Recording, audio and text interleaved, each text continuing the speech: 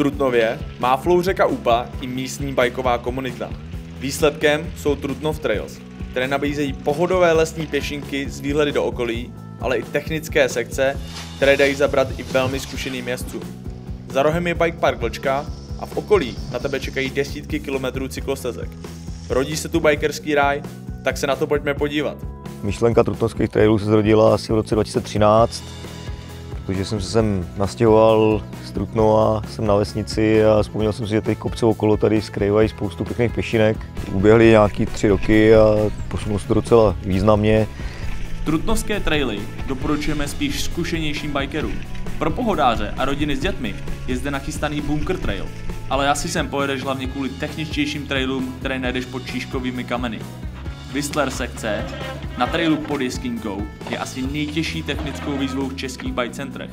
Expertní lineu rozhodně na oči nejezdí.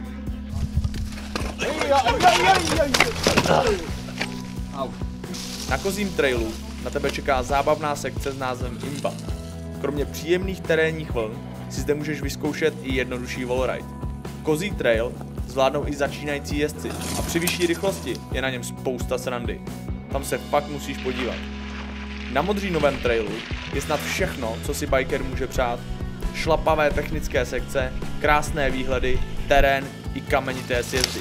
Tipujeme, že právě Modřínový trail bude v Trutnově nejoblíbenější. K naprosté většině trailů se dostaneš několika způsoby.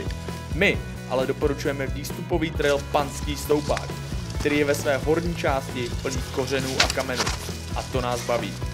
Dneska tady máme nějakých zhruba 20 km a vize do budoucna je, aby to bylo zajímavé na nějaký 3-4 denní ježdění, to znamená, chce nějakých třeba 40 až 60 km výhledově. Trutnovský traily jsou super bajkování, pohodová atmosféra a skvělí lidé. Honza Rail a jeho tým zde odvádí velký kus práce a my jim držíme palce. Více info najdeš na našem webu. Strašně prdlu.